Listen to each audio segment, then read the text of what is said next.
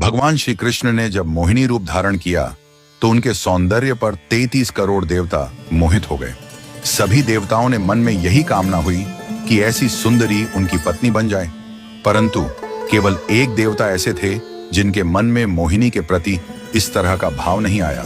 वे थे सूर्यदेव।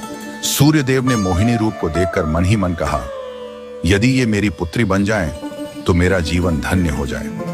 सूर्यदेव की इस भावना को समझकर भगवान श्री कृष्ण ने उनकी ओर कटाक्ष किया और संकेत किया कि उनकी इच्छा पूर्ण होगी।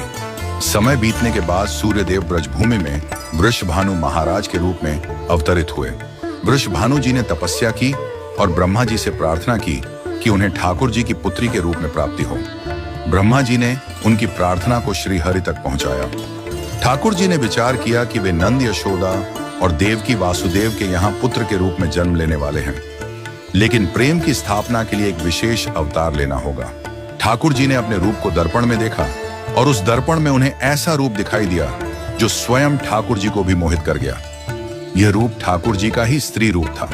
उन्होंने इस रूप को स्थिर किया और लक्ष्मी जी के वस्त्रों, आभूषणों और श्रृंगार सामग्री का उपयोग करके इस दिव्य स्वरूप को सजाया।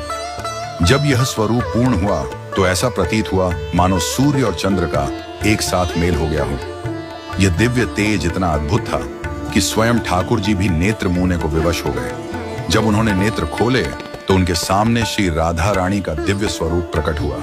श्री राधा के प्राकट्य का समय सुबह 4 बजे का था, जो ब्रह्म मुहूर्त का समय है। भगवान के अन्य अवतारों का प्राकट्य दोपहर 12 बजे या रात्रि 12 बजे होता है, परंतु राधा रानी का जन्म ब्रह्म मुहूर्त में हुआ, जो नए दिन की शुरुआत का प्रतीक है।